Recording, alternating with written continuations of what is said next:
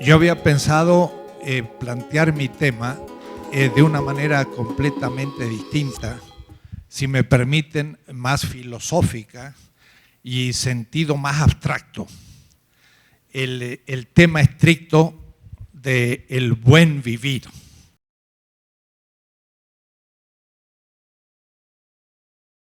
En ética mundial, pensando en autores europeos, norteamericanos, africanos, en la India y en América Latina, pues es un tema central. Entonces, me permiten que primero haga una abstracción y me enfrente a cómo se plantea este tema en la ética en general.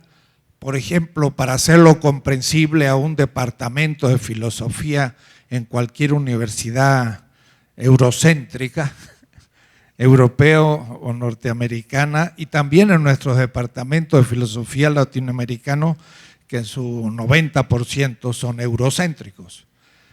¿Cómo podría yo presentar el tema del buen vivir?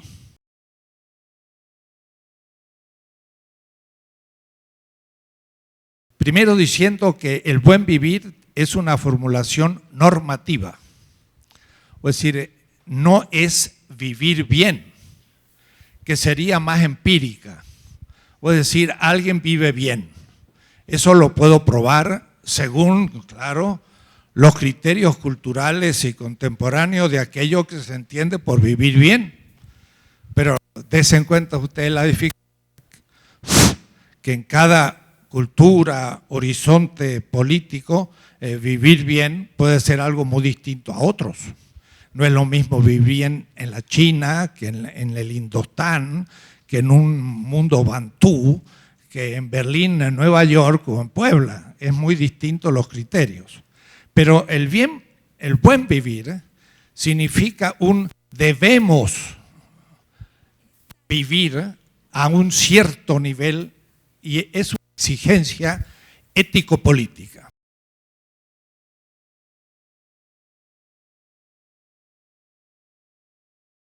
En griego, los griegos llaman eubios, el good life, le dicen los norteamericanos. Pero no es de ninguna manera lo mismo que el buen vivir como lo entienden en este momento nuestros indígenas. El vivir bien, vean ustedes, significa una buena vida, y la vida es sustantiva, es un sustantivo, la vida es buena. Pero el buen vivir es un verbo. Vivir no es lo mismo que vida. Y es un verbo como acción, es decir, que es un modo de vida en la acción que se va cumpliendo. Esta no es una ética formal, es una ética material y es una ética materialista.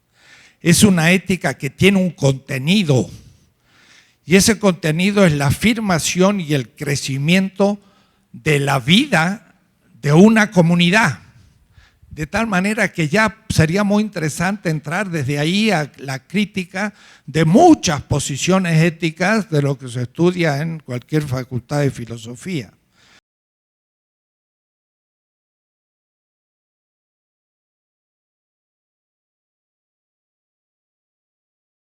Pero es una vida comunitaria y es una vida cósmica, porque no solamente entiende la vida como un fenómeno humano, sino que también en su mundo, que me atrevo a llamar mítico, pero recordando que el mito es una narrativa racional en base a símbolos, y ya me referiré a ello, en esa narrativa se comprende también a la naturaleza, que no se le llama naturaleza, sino se le llama la tierra madre o la Pachamama o la Coatlicue o muchas otras maneras. Significa que se incluye la totalidad del cosmos en la vida humana con extremo respeto.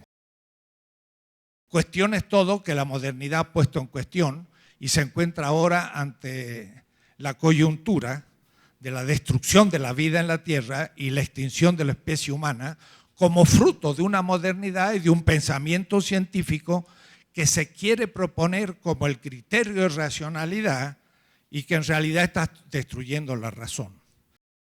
Y aquí habría que mostrar la diferencia entre un mundo empírico, que es explicativo, el de la ciencia, que prueba y que permite el manejo de la realidad hasta enviar un satélite a la Luna, y el mundo de los relatos simbólicos y míticos, que son los que dan sentido a la vida y que la ciencia no puede darle. Eso sería una larga discusión epistemológica. Y entonces Francis Inkelam escribió un libro interesante, se llama Crítica de la razón mítica, y muestra cómo la modernidad también tiene mitos, el mito del desarrollo, el mito del progreso, y estos mitos están detrás de todos los proyectos científicos y sin embargo no están probados y son nefastos. Entonces son mitos que habría que saber criticar. Pues,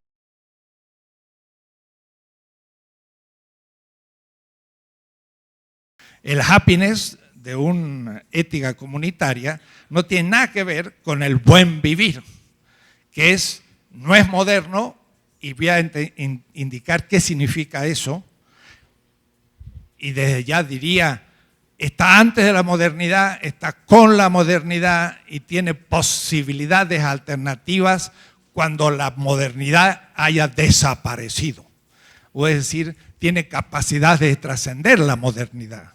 Entonces hay que ver bien que es un concepto de completud armónica, antropocósmica, que es bioética y es biopolítica y es universal. Habría que empezar a indagar realmente de una manera filosófica muy precisa qué se está queriendo decir, cuando justamente nos hablaban de que es un proyecto anti-extractivista que se basa en la Pachamama, que exige un Estado pluricultural. Todo esto significa ya algo así como corolarios de un concepto nuevo, distinto, más profundo del buen vivir. Buen vivir tradicional indígena o de nuestros pueblos originarios que tienen que entrar en una discusión explícita con la modernidad, que lo han hecho de hecho, pero también tenemos que hacerlo teóricamente. Este buen vivir es una completud y realización plena de un singular, un indígena, pero intersubjetivamente comunitario, en algo así que yo podría definir como yo soy si tú eres.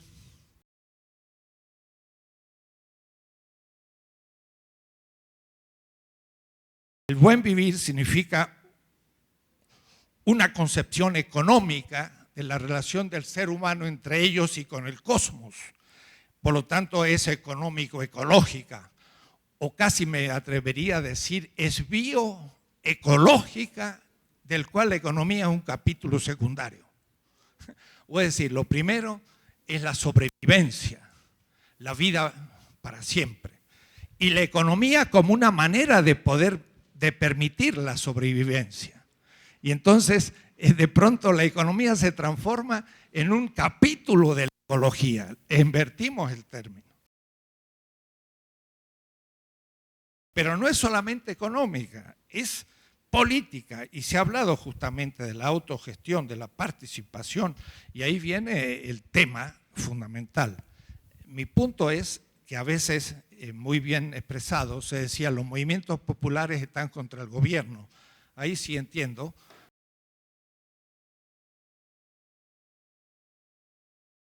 Pero el gobierno es una parte del Estado y estas fuerzas de los movimientos populares, pero con conciencia política, son la base fundamental del Estado ellos mismos. Así que a veces decimos los movimientos están contra el Estado, pero lo que pasa es que esos movimientos son la esencia misma de un Estado distinto, justamente pluricultural, plurinacional, no burgués, postmoderno, no, cuidado, me equivoco, no postmoderno, yo le llamo transmoderno, porque la posmodernidad es todavía una etapa de la modernidad. Entonces, el buen vivir supone un sistema político y un sistema político de plena participación y autogestión.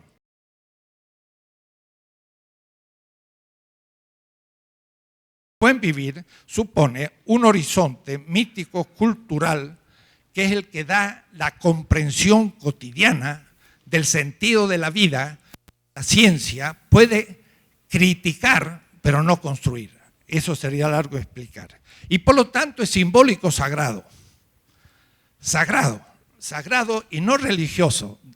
Sagrado en el sentido de aquello que es la dignidad absoluta desde el cual todo lo demás son mediaciones y por lo tanto valores. Aquello que no se pone en cuestión. Y el buen vivir se extasia gozosamente ante un cosmos inmenso donde ve la luna, pero no ve la luna, sino, mire, ve una, como dice aquel canto, luna, lunera cascabelera, dile a mi chiquita por Dios que la quiero. Estoy hablando con la luna y estoy hablando con la chiquita y le digo que le dé un mensaje. Eso me da un poco en mi mundo desencantado de Max Weber, lo que es un mundo encantado. Bueno, llama la atención, pero ese buen vivir supone algo no jacobino, porque el jacobino perdió todos los símbolos, hay que resimbolizar al mundo. Y esto es lo que creo que es un mensaje. Somos flor y canto. No puedo pasar tan rápido del mundo secularizado, de la explicación científica, al mundo encantado de la resimbolización. Esto es como pequeñas hipótesis, pero que nos debe hacer pensar que es una ontología distinta y es una concepción de la existencia distinta y que es necesario que, claro, también entre en diálogo activo con la modernidad y que, por supuesto, como lo ha hecho durante 5 siglos, siga su evolución y va a ir más allá de la modernidad. Va a superar la modernidad, va a sobrevivir pudiendo subsumir lo mejor de ella, de la modernidad.